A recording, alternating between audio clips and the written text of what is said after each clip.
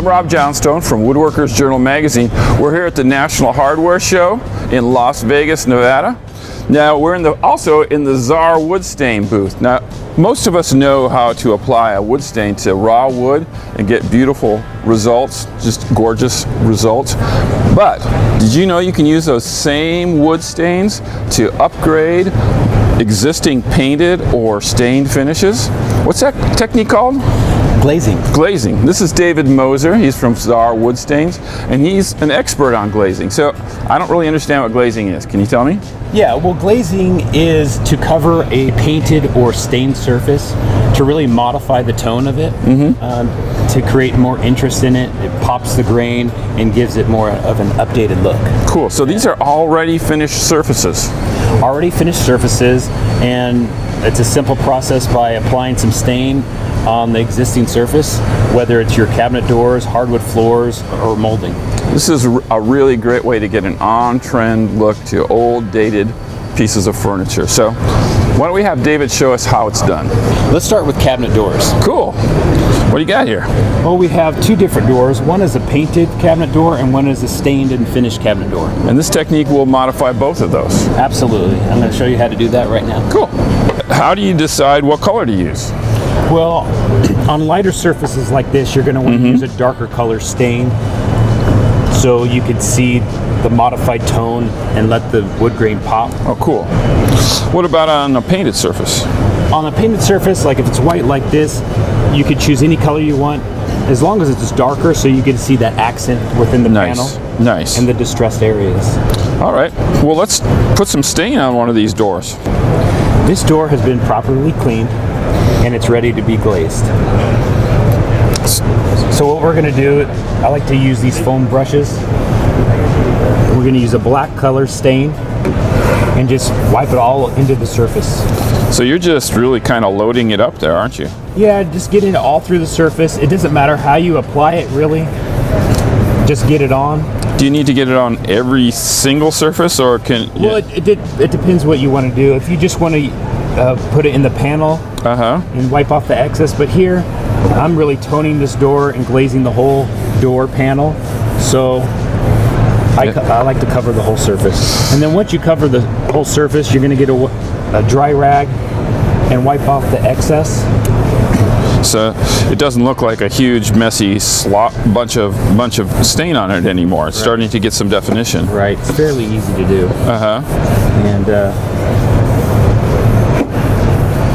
And you'll see that it really changed the color and tone of the door. But I can still see the grain through that color. Right. And that's what glazing is right there. It really pops that grain and gives it an updated look. It kind of accents edges as well, seems to me. Yeah, gets in all the distressed areas and grooves and looks nice. Cool. So that's a door with a stain and a clear finish. What about the painted door? What we're going to do is glaze the inside panel. Oh. And I use a foam brush and I'm using a darker color stain. You can choose any color stain you want as long as it's a little bit darker so it accents the panel. So I could use a chocolate brown or an orange or anything, right? Absolutely. So I like these foam brushes because it gets right in the crack there. Oh, cool. And then what we're going to do, you're going to take your rag and wipe off the excess. So you're using that you just applied there kind of as a reservoir for the rest of the panel, or are you going to apply more stain to the whole panel later? No, you get to choose what you want to do. If you want to apply it to the whole door, it'll accent all the distressed areas in the grain, if there is grain. But here I'm just choosing to do the panel. Cool. Now I'm taking a rag with a little bit of mineral spirits on it, just to wipe off the residual stain where you don't want it. So the mineral spirits is like a solvent for this, right? Yeah, it just cleans it up nicely wherever you don't want any stain.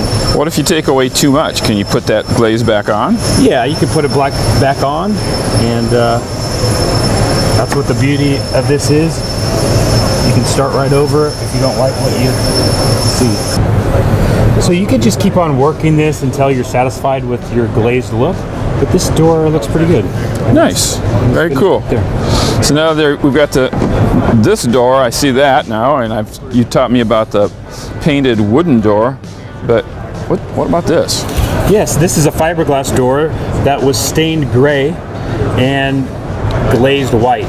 So really the process on this is to stain it, and then you're going to want to apply a polyurethane coating, let that dry, and then glaze right on top of the polyurethane, and which gives you that accent color glaze right there. This looks great. This is you know, people love these gray tones, don't they? Right, they're very popular, and that one turned out great. Nice. So earlier you mentioned that this glazing technique, or the two-tone coloring, is actually used on flooring. Is that right? Yeah, that's correct. And here what we're showing is a couple examples of some stained flooring that we're going to glaze using a lighter color glaze over the dark color stain and a darker color glaze on top of the lighter color stain. So the first thing we need to do is pick the color of the stain. That's right. So let's start with this darker panel right here. It was unfinished, so the first thing we did was stained it dark. Once that was dry, we applied a polyurethane coat, and you let that dry. Now we're going to actually stain the polyurethane, and I'm going to use a white color. So you're staying with this idea of a contrasting color for your glaze. Exactly. So what I'm doing is just, again, it doesn't matter how you get it on there. We're just applying it on the whole surface. Make sure you kind of rub it into the grain. Looks like you're working, your oak has kind of an open grain. You're just kind of working it into that. That's right. Nice. And then once that's on there, we're going to wipe off the excess. And you'll see when I wipe off the excess, it's only leaving it in the grain of the wood. Nice. That is really, really pretty looking.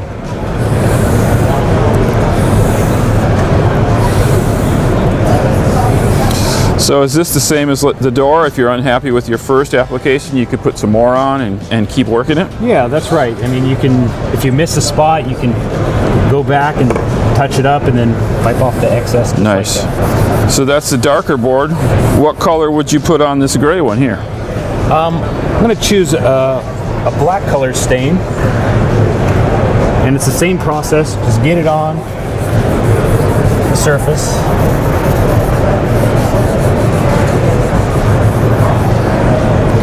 And we're wiping off the excess. So it occurs to me this is a fresh application of both stain, poly, and now this glaze. Now I've got some flooring at home that used to have kind of a two-tone color, but now it's just one-tone color. A lot of pre-finished flooring comes with a two-tone. That's what I have. Yeah, right. And eventually that gets worn out, and you want to refinish it. Well, to get that same look, you're going to want to use this exact technique. Cool. Now, once this glaze coat is dry, you're going to want to protect it by applying one or two more coats of ZAR polyurethane. So just like any other floor at that point. That's right. So these are some great results that we got with glazing. And the cool thing to me is it's the same ZAR stains that I've been using for years. And it didn't really even look that hard. It's really not. I think really anybody could do it. Just follow the steps. So if I was interested in doing this, where could I find the products to make that happen? You can go to our website at ZAR.com. That's it from here. Thanks for watching.